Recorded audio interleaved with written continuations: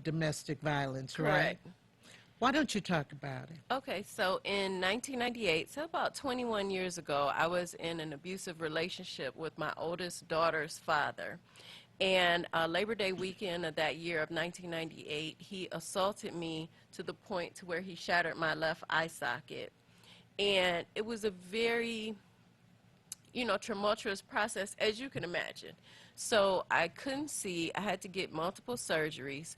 But there were so many other issues that when people think about domestic violence, they think about the physical part and just the physical recovery, and they don't think about all the other pieces that I had to put together. I'm a single mom, and I'm trying to manage family households. He was the primary breadwinner at that time. And so the financial impact, the mental, the emotional toll, just it was a lot of pieces to put together. And so I persevered, and then I ended up eventually going back to work, working my way up to work in the field of human resources. There I saw how domestic violence affected women in the workplace, how it affected the job, how it affected the community, in addition to my own experience. Let's talk about women in the workplace who are experiencing domestic violence. What impact did it Well, see, have? Did it have an impact on their work performance? Yes. Okay. So the impact is very great in the workplace. First of all, people often think that when you think of a domestic violence survivor, you usually think of an entry-level position, or you think of someone with lower wages. Those are the stereotypes. But honestly, it honestly affects women of all socioeconomic classes.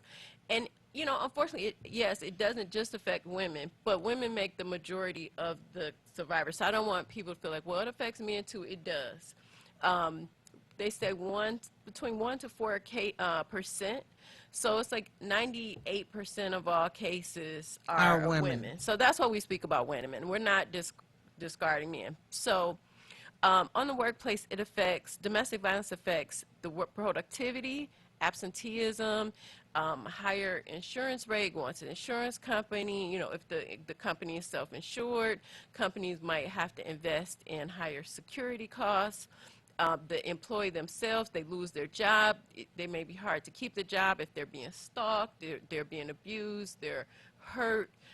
Different things might happen. The abuser might do something to their car, their access to transportation to keep them from going to work. So it definitely affects a person's ability to make money and to care for themselves, which unfortunately could further push them into the cycle of further abuse. Right, and they could lose their job. Correct. And everybody, you don't want to tell everybody what's going on. Right. But they start figuring out that something is going wrong. So then that's where it affects the coworkers. So because of the stereotype, the unfair stereotype for survivors of domestic violence, like, she must have been stupid, and I would never let somebody do something like this. So that's why people don't want to tell, because they don't want to appear as being weak or stupid, and not understanding that this could happen to anyone, and that these negative things shouldn't be said about the victim. They should be said about the abuser. Why is this person abusing this person that they claim that they love? That's where the conversation should be. Right. Absolutely. And I think I mentioned this before. I've gone to, shelters, and I've performed poetry and stuff at the shelters and so forth. And I have seen some of these same women go out in the hall and use the phone, and they're calling their abuser. And one young lady, I was there, and it was one of my former students, and she said, "Miss Perryman, I never thought you'd have to see me like this, but for the grace of God, could have been any one of us, Correct. You never know what's going to happen, and sometimes you don't know a person really till you marry them or you live with them." Unfortunately, that is the case, and that's why we do the work that we do.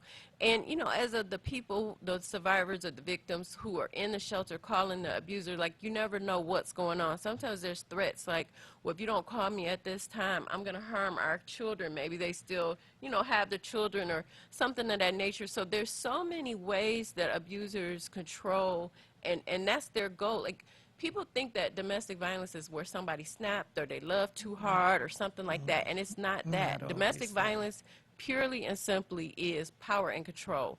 One person wishing to have full power and control over another human being. That's it. Absolutely. And like you said, it isn't all physical. A person could not lay a hand on you but still be abusing you. Correct. Would you speak to that real quick? So the physical aspect of domestic violence is only one of 8 tactics in regards to domestic violence. So there's also emotional, mental, isolation. So I'm going to isolate you from your friends and family. You know, your mother doesn't like you, your friends don't like you, your dog, nobody likes you. I'm the only one, I'm the only person, I'm the source of everything. They may use spirituality as, you know, well, God said I'm the man, so I'm supposed to control you that way, which all major religious faiths denounce domestic violence in their teaching. So that's not correct. They'll use the children, you know, because I may be the primary breadwinner. I have the money, I have the resources, the car is in my name, the house is in my name. Because of economic abuse, this partner has restricted them from having access to all these things. So now, when the courts will award me the children because I have everything, you don't have anything. So that's one way of using children. So there's so many different tactics. There's threats. There's, you know, showing weapons. So they might not hit, but they might show a weapon. They might break things. They might destroy your car, bust your windows out your house, things of that nature. That is all abusive. Well, when you talk about the financial end, I think that had something to do with you starting SAFE. And why don't you tell the audience exactly what SAFE is? So SAFE is Sisters Acquiring Financial Empowerment, and also known as SAFE, started in Detroit in 2006, I'm sorry. So I've been doing it since 2006 in Detroit. SAFE specifically works with survivors of domestic violence to help them navigate through the trials of being in an economically abusive situation. So how do you seek work if you've had all these different jobs because of domestic violence, because you've lost your job, short work term histories? How do you present yourself in an interview when you've been mentally and emotionally abused and you're told that you're stupid and you don't mean anything? How do you then have the confidence to walk into an interview and tell this employer that you're the best person for this job? How do you balance a budget and work with what you have, or figure out how do I budget with nothing? And so those are the type of strategies that we help survivors with. So how would people gain access to SAFE or you, or, well, they can call our number. It's 800-757-4919. We're doing a lot of our work virtually now, so people will call us and we'll walk them through on the phone or via the internet, email, things of that nature. We have volunteers in Detroit. They work full time, but they put in effort, and they're awesome long-term volunteers. I mean, my volunteers stick around for like 10 years. Some of them have been around since the beginning. I'm just so happy with the growth of the organization. We've honestly helped over 3,000 survivors of domestic violence since we started in the city of Detroit. Wonderful, wonderful. Because there are a lot of things that happen. Don't you do a purple... Yeah, so we used to do a lot of major events like the Safe Health and Wealth Expo and our annual fundraiser events, but we've lost funding, and you know, it's just an unfortunate thing in the domestic violence sector that in the past, you know, federal administrations, there was a lot more money and resources and attention that was brought towards ending domestic violence and sexual assault. And so some of those funds have been redirected in other ways. We never did get federal funding, but we had gotten foundation funding and other funding like that. So now me and the volunteers, we put in the majority of the money to keep the organization going at this point. Now, in Washington, I think there was something that the senators voted against. It dealt with violence. So the Violence Against Women Act, VAWA, it's something that, you know, every few years it's a contentious fight. They're still working towards. I don't understand why there's the fight. I just don't understand. understand. I agree. It seems simple, like it makes sense. Just as well as any other social issue, hunger, poverty, domestic violence, sexual assault goes right in with that. But for whatever reason, some people don't feel like as much money or attention needs to be brought to these issues. Those could possibly be the same people that feel that it's the victim's fault, which is also very unfortunate.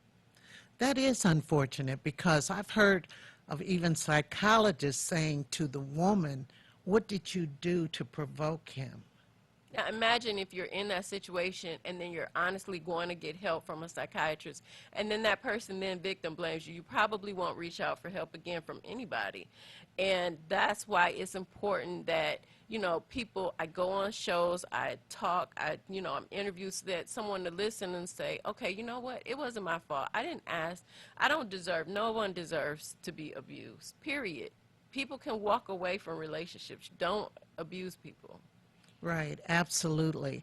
And it's such a cycle because it's an uncomfortable situation that ends up becoming your comfort zone because it's familiar. You know, you being in a domestic violence situation, you kind of walk on tippy toes around that person because they don't see an out, right? Well, sometimes it's just because it may not happen all the time. So you have that lull, or sometimes they call it the honeymoon period.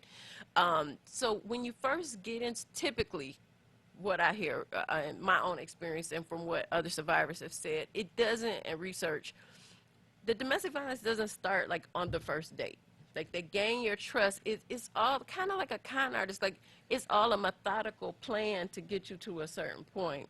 And then you look around and you're like, well, how did I get here after months or years? And then an incident might happen, and then that person is so apologetic. You're like, well, I really do love them. I think they do love me. Something must be wrong. Maybe I did something.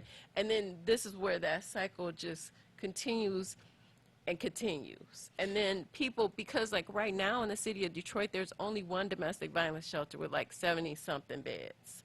That's for women Only and one? children. One in the city of Detroit that's dedicated to domestic violence. That's recognized by the Michigan Coalition to End Domestic and Sexual Violence. And what is that? That's the interim house, the YWCA interim house. So it's in a confidential location, Right. but it's only one on one side of the city. So if you live on the other side of the city, then you have to try to make your way over there. There's no resources for like, because people say, well, I need money for a cab to get to the shelter. That isn't available. So at 2 o'clock in the morning, you have an incident. You're like, you know what? I realize I'm in a domestic violence situation. This isn't getting better. It's only going to get worse. I need to get out of here. I gather up my kids, couple of Pampers, leave out, and now I'm calling from my cell phone on a corner like, okay, how do I get all the way to the other side of town? And the resources for a cab is not available. What does that person do? Or they call the shelter and it's full, as it is the majority of the time. Now, are there any suburban shelters that they There can are go to? suburban shelters. First Step, there's Haven, but those suburban shelters also service their suburban communities as well. So they'll take people if they are not full. Oh, wow, that's terrible. It is. It's really, really bad because, well, and here's the other thing that's very important, the children. How do the children, well, and they grow up seeing this, and this is a pattern that's familiar to them. So maybe the boy or the boy may think he can do something, be abusive. You know, that's what he knows. The girl can think, well, this is the way. Right. And that does happen. And sometimes the girl's like, well, I'm going to be a little more abusive first before they get to me. So that can happen as well. And that's why it's important to talk to teenagers and young people about healthy relationships, because we don't know what's being modeled in their home and what's happening. It's important for us to talk to victims and say, here's some support, here's a plan. You want to create a safety plan before you leave. Everybody needs to create a safety plan. The other thing when you decide to leave is don't tell anybody that you're leaving, especially your partner. Sometimes you could get mad. You're like, I'm out of here, I'm leaving, that's why I'm leaving you. Don't do it, because that person just wishes to control you. At the point that they feel that they're losing the control is where the fatalities happen. So we need for people to leave safely. We need for the young people to know what a healthy relationship looks like. People that have healthy relationships need to be a model, sometimes stand in the gap and be a model for the young people and say this is what it really looks like. But we need to talk to them earlier, because this cycle of what's happening, when we think of domestic violence, we think of somebody maybe in their 30s or older, but it's actually happening, it's starting in the teens. In my particular Absolutely. instance, I started dating him when I was 19. It's happening younger and younger. Absolutely. That's why I have this program that we're trying to launch that I did with my kids called Into the Light, Combating Teen Dating Violence. And it's important to start young with the Very important. education. Now, the reason why Kaylin isn't hands-on here as much is because Kaylin now lives in St. Thomas, Virgin Islands, correct? Yes, yes. Tell us how you got there. How did I get there?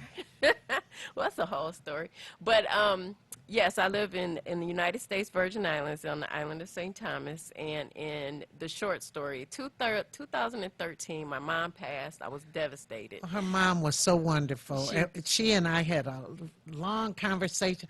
I would never forget. In fact, I was on Woodward in my car. I remember exactly where I was when she and I were talking. She was just a dynamic, powerful, blessed woman. And she passed, and my whole world just shattered. Yes. And that was in November 2013. January 2014, my friend said, you know, we should go on a vacation. I was like, okay. 10 days later, we were in St. Thomas. That night, we were in a restaurant, and I met Paul, who 3 months later ended up sending me an engagement ring via the mail. And we got married in August 2015. I then moved 1 year later in 2016 to St. Thomas with my youngest daughter, Tony. So how do you like it? How has your life changed? It's changed a lot. You know, being married and living in a different culture on an island, it's awesome, actually. You know, we did experience both 2 Category 5 hurricanes there, both Hurricane Irma and Hurricane Maria. That was a long process to overcome, but I still love being there. My daughter, she started high school there. This is her senior year, Tony's senior year. Tony. One of the best parts about living there is the fact that I've been blessed to be able to continue my work there. And so I work for the Virgin Islands Domestic Violence and Sexual Assault Council as their program liaison.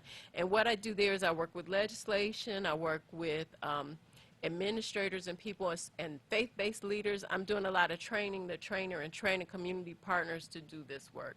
So I'm really, really excited about that. Wow. And tell us some of the differences that Some you of the noticed differences. that you liked. Okay, one difference that I like is everybody's, like, it's mandatory that you speak to everybody. So you walk into the post office, you say good morning to everyone. You know, good morning, good afternoon.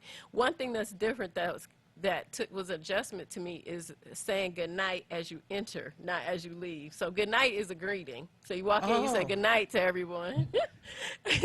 And they was like, oh, you want me to leave? Oh, good night is ready to go. And they were like, no, that was hi. Wow. And of course, we talked about this earlier. You drive on the other side of the road. Drive on the left. That was an adjustment. You know, I would say I would try to adjust, but my mind wanders, you know. You'll get there. I'm You'll over on get this there. side. This is that lady, you know, there's a wild lady trying to drive on the wrong side of the street. Also, the weather, besides the hurricanes, you don't get winter. No winter. It's like 80 all year round. It's beautiful. It's absolutely beautiful. We love it. Oh, I know. And so do they? So your program director or liaison. Mm-hmm. So, do they have many instances of domestic So violence? they do have, there is an issue of domestic violence for the small population. It still happens. This is even in Paradise, domestic violence and sexual assault still occurs. This is a global epidemic. Yes. It is a global epidemic that needs to be really looked at as that way. This is something, and this isn't like a disease. This is something that can stop. I feel like this is a stoppable problem. Stop abusing people. It can stop immediately. Preventable. Yes. Yes, it is. But, you know, with that, you got to start young. You have to start young. You have to start young. It's a cultural shift. It's a mind change shift. It shifts from looking at the victim to looking at the abuser to finding solutions to finding support to having conversations young. Do they have shelters there? There is no. There's a program that supports domestic violence and sexual assault because it's 60,000 people on the island. So if someone needs emergency shelter, they'll put them up like in a hotel or something like that. Wow. Well, you know, I look at it. I'm just looking at this whole culture of domestic violence and this power control. There's so many things, the jealousy, the this, the that, some real, some imagined. You know, it's just all in the people who are perpetrating this. They always have a reason. And you kind of said this before, but the abuser can blame the victim. There is always victim blaming, not just the abuser, but the community blames the victim, and that's what makes it bad. And then it's like, so you have this victim blaming towards the victim, and everyone says the victim's fault, and they say, oh, well, this abuser, I know him, I work with him, he wouldn't have did that, he's so nice, because he's not trying to control everybody on his job. He's not trying to control his boss or his mother. He's showing these attributes just to this person that they've targeted that they want to abuse and control. They present themselves as the charming person, but that's the charming person that the victim fell in love with, that side of them. It's the other side that other people don't see. Right. So how often do you get back here? I'm back here about twice a year, about 2 times a year. I'll come back. My grandbaby is here, so I have to see him. Oh, my goodness. Oh, my goodness. It's just not enough. Maybe I just have to come down there and check you out. Yes, you have to I gotta come down. check you out. Come down. Oh yeah, I got to go to the Virgin Islands and check you out. I gotta Make get that there. sacrifice and Yeah. come to the U.S. Virgin Islands. I gotta get down to St. Thomas. No passport is required. It's a I U.S. know. territory. Just come on down. Do you ever go to any other islands while you're down there? Well, actually, I went to Barbados. They had me come, a women's group had me come and speak about domestic violence, and that was awesome. I have to go, I fly to St. Croix, which is part of the U.S. territory, the U.S. Virgin Islands. I fly once a month because my position is actually a territory position. So I do training on St. Croix, and I also do training on St. John as well. Wow. Well, Paul is here, and your daughter is here. I just kind of wanted them to come up and say hi, you know, because it's been such an adjustment for her going to high school in the Virgin Islands. Do they have big schools? They have huge schools. She goes to a smaller private school, the Montessori school on the island, and it was an adjustment for her, but she's doing so well. They said that, you know, if she continues at the rate that she's going, in the senior year, they say if she keeps her grade the same, she's on track to be the salutatorian for her class, so I'm pretty happy Do you for think her. I'll ask her. Okay. Have them call them. Come up. I want you to meet Kaylin's husband and her beautiful daughter with them.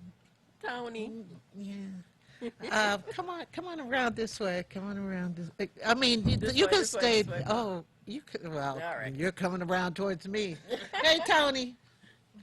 I want to ask a quick question. After high school, what do you want to do? I'm not sure. Scoot down I'm not sure. Kind of bend down a little. I Okay. don't know. You're not sure? Do you want to go to college? Yes. There or here? Here, somewhere. Somewhere. Okay, good. How many people, what's your class size, average class size? My class is like 11 people or so. Oh, my gosh. We'd love that here. Hey, Paul, come on, bend down. Bend down. I'm good. So how is it to have your wife? Wait a minute. Let me get you more in the camera. Come on over. Okay, that's good. How is it having your wife down there with you now? Oh, it is lovely, and we do appreciate having her here. And thank you all of Detroit for letting her come and stay in the islands with me. Oh, we did it? So we did it? Oh, Lord. We wished her well, but we miss her. We do miss her, but I'm glad you all come back. And it's about time I met him. It's about time. So thank you all for coming and accompanying your... Wait, you're going to stay here because we're going to go to black without you.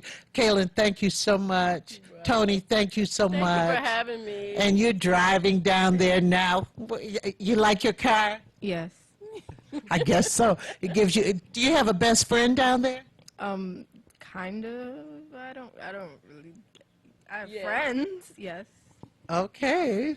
All right. You still have your friends here, though. Yes. Oh, Yes. that's great. All right, everybody. You saw them here, and we'll be back with in just a moment with Veronica Hood.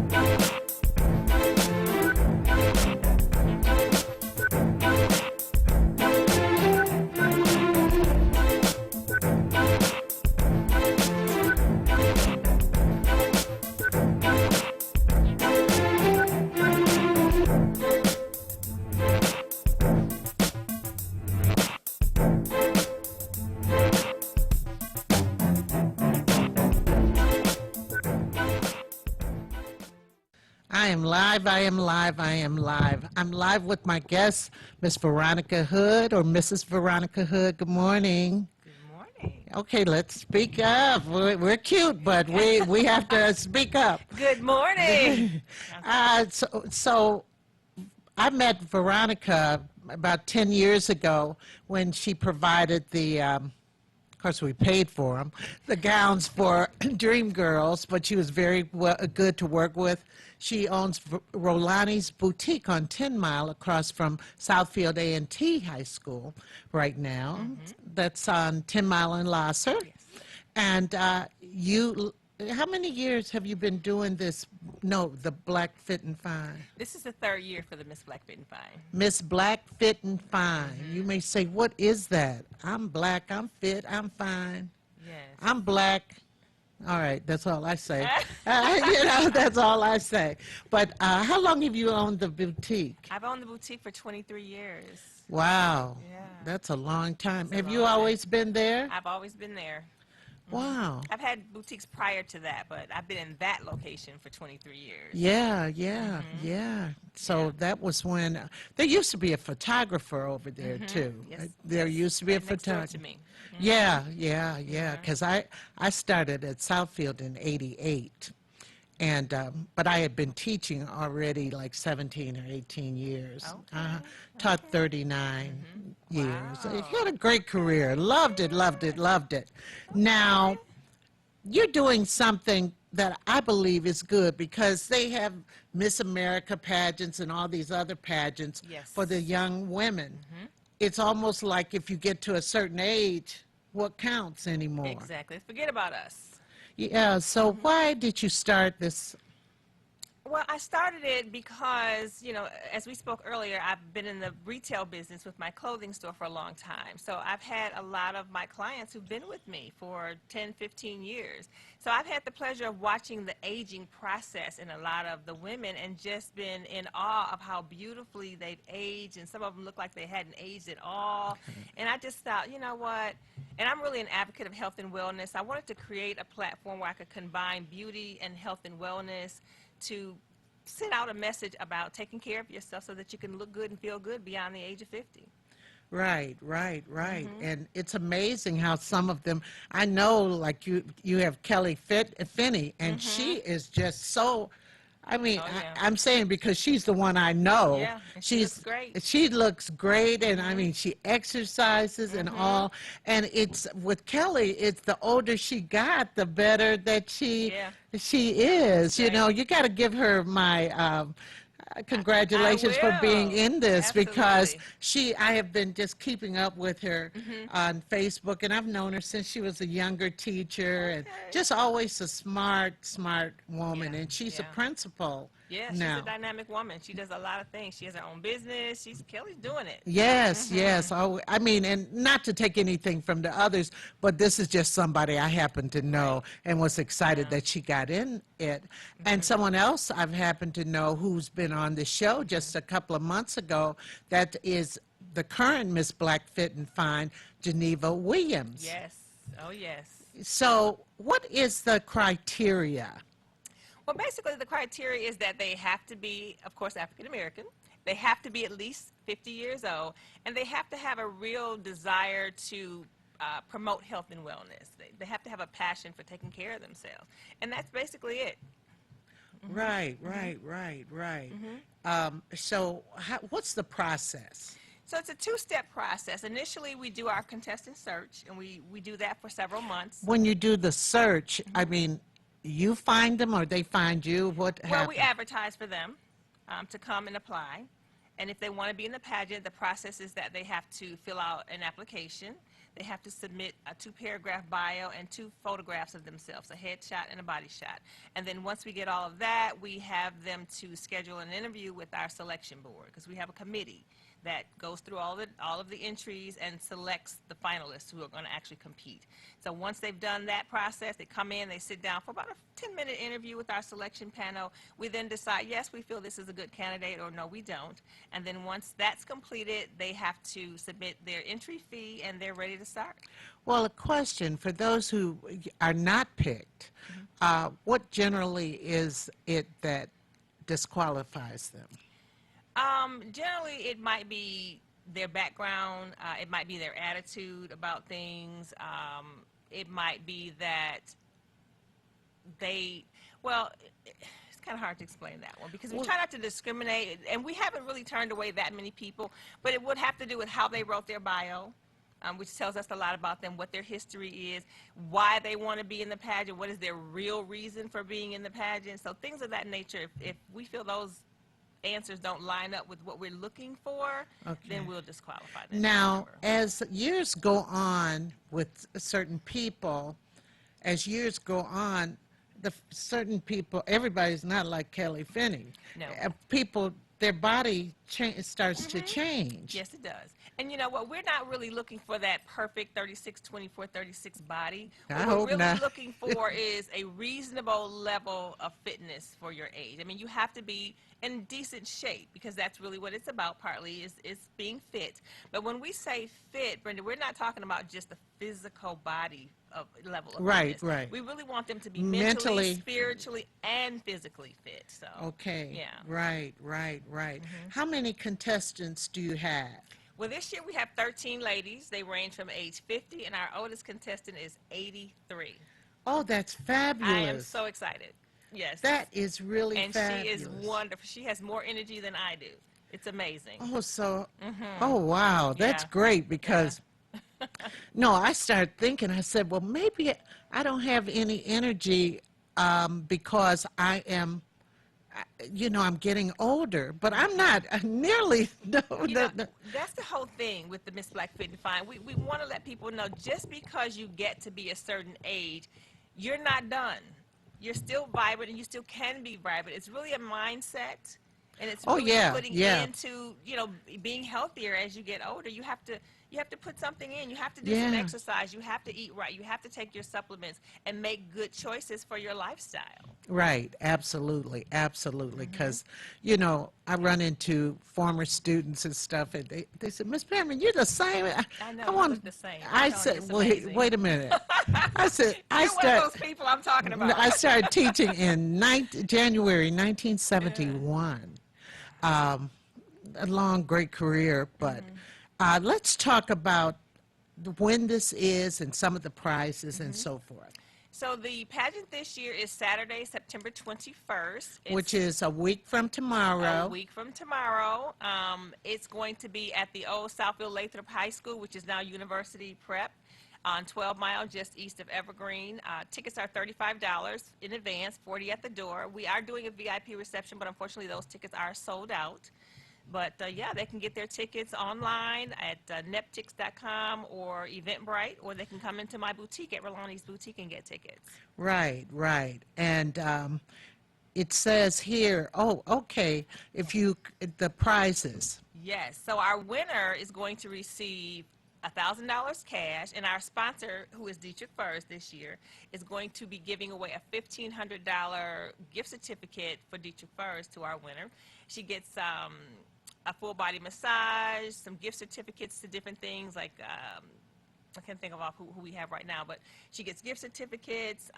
She gets, of course, her crown, her roses, and her sash, and she gets to promote the pageant for a year.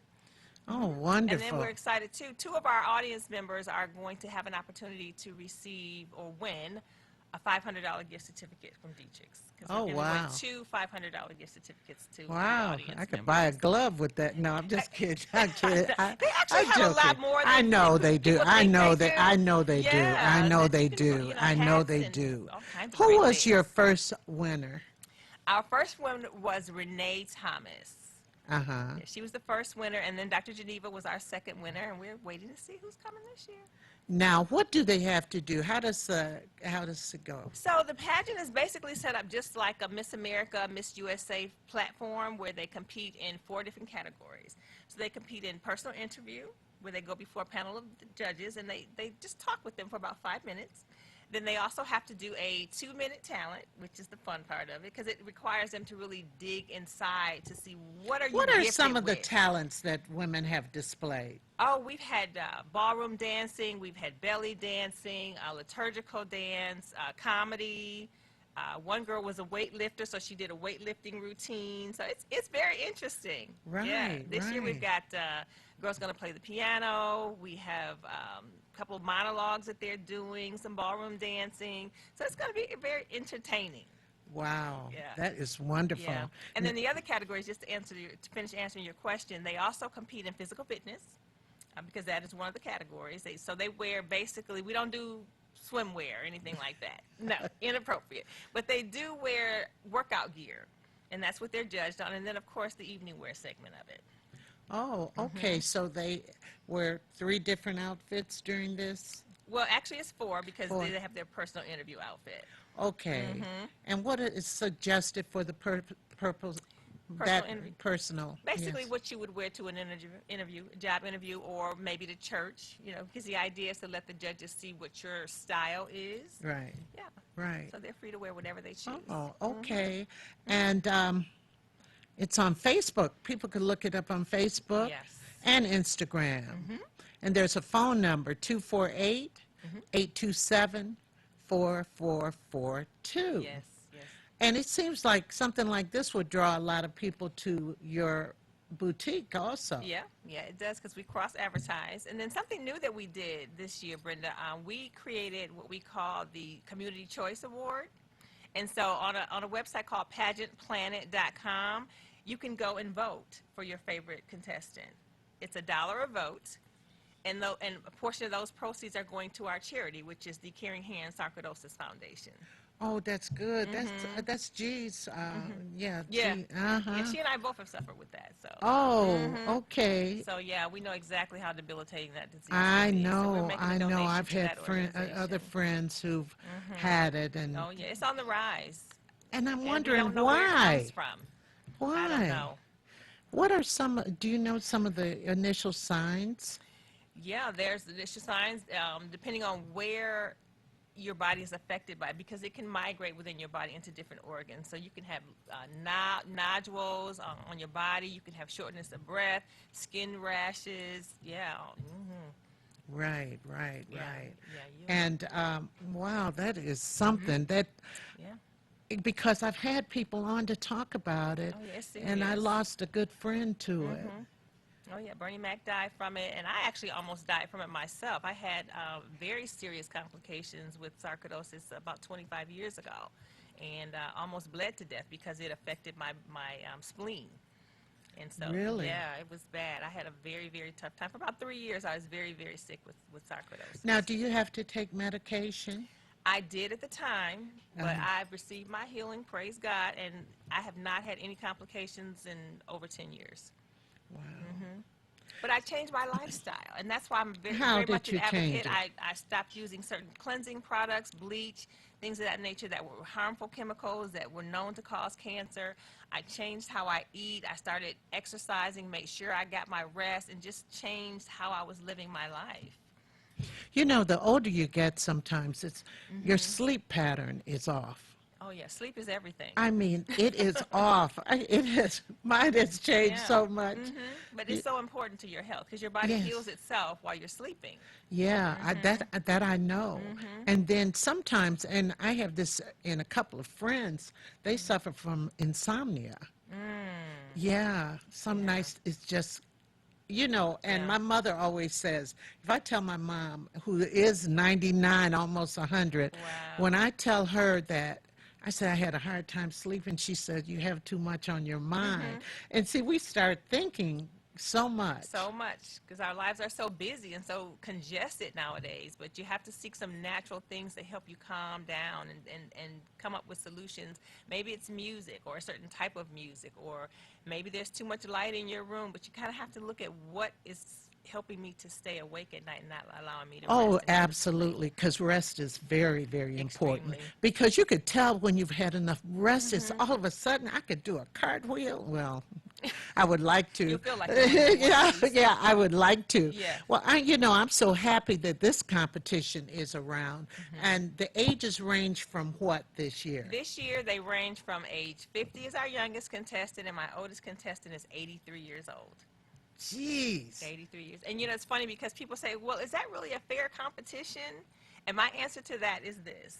It absolutely is. Because there's something about those years behind you that help you to be a little bit more polished and a little more confident. So, yeah, it's a fair competition. Oh, I think it is. I think it is because maybe I'm not as fast as I used to be, but I know more. You know more, and you're more confident, more Yeah. polished, yes. And then after a certain age, the filters start dropping. You have, I know people, they have no filter left. They Yeah, just yeah. say what they want to say, you Yeah. know. And where do you see this competition going? I mean, it's 5 years from now. I'm sure you'd be doing the 8th annual. Oh, absolutely. We plan to continue to do it, and ultimately my goal is to franchise it so that we can do it all over. I've actually had someone from the Virgin Islands contact me about a franchise there, so that's the goal ultimately. Once we've perfected it, which my goal was to have it done in 5 years, Right. and then we are ready to go on the road. Oh, that's great. That is totally great because, you know, I have a poem called Prime Time, and it's for women over 40 and so forth. I'll just show you how it goes. Okay. It should bother them that I have the benefit of these over 40 years. I've learned to overcome a lot and have tackled her unseen fears. I'm glad God's allowed me to grow up this special way, because knowing what really counts in life has helped me savor each day. At the age of 30, ignorance made me imagine I was grown. But you can't even fathom how many seeds I hadn't sown. I'm a better lover than I was in those days of old. Being in my prime has shown me that my body's just as good as gold. Okay. Intellectually, I think deeper and see far beyond the trees. I have the power, though I don't use it, to drop nations down to their knees. I was never this very wise, not even a single decade ago, because I had to live and go through changes. So now I could say, I know. So all young people should be in awe of the things running through my mind, because everybody ain't able, and I've gotten better with time. That's I it. love that. That's it. And Yeah. see, that's the message. Yeah, that's the message. it. And the genesis of that piece was I put my first book out at, I think I was 42. And this guy had gotten it. And so this woman said to him, wow, she's older. Older.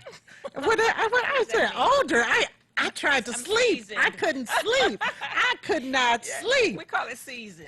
I don't care what you call it. I never thought of myself that way at Right. that age. And so I said, she should have the benefit. And I look at it as a benefit. Absolutely. And that's what it is. Absolutely. Well, once again, you could get your tickets at Rolani's Boutique on 10 Mile and Lasser. Lasser. And Netpix, Neptix. Neptix. I've never heard of that. Neptix.com. It would be, they would ask for Miss Black Fit and Miss Fine. Black Fit and Fine pageant. And of course, they can Eventbrite. call. And we're on Eventbrite too. Oh, Eventbrite. Eventbrite as well. And call at 248-827-4442. And it's next week. Yeah. And if you want to vote for your favorite contestant, go to pageantplanet.com, Miss Black Fit and Fine pageant, and vote. Well, good luck on that. And Thank you. have fun. It sounds like a real fun evening. It's going to be wonderful. You got to come. Oh, I will try. I think I'm You kind know, you of. have a lot going on. Oh, I have. I could. You could have a lot going on and then say, "Am I really living my best life here?" I got so much going on. I need to slow down. Slow it Sometimes you down. got to slow it down. Stop to smell the roses. Well, you heard it here there first, people, and plus you should go to the boutique and check out her amazing Definitely. goods. We carry size 6 to 24, casual, career, and social occasion wear. So come on and see us. And we deal Right. with mature, sophisticated clothing, not young, we deal with mature women's clothing. Oh. Well, I go somewhere else for my mini skirt. No, I'm just kidding. And my thong, those too. and my thong, and my mini skirt, and my thong. Well, listen, thank you so much, and everything that she has is unique, and plus they do alterations. Yes, we do. We do alterations, custom jewelry design, costume jewelry repair. So we kind of are your one-stop shop. We really work to assist our customers with looking their best and making sure it's right for them. Right, I like that. Just don't let them wear anything. No, I don't believe in that. Well, I'll be back in just a minute with Carla Gordy Bristol. She's in town, and there's going to be a big event starting next Friday, but we'll talk to you about that in a few. So thank you, Veronica. Thank you so much.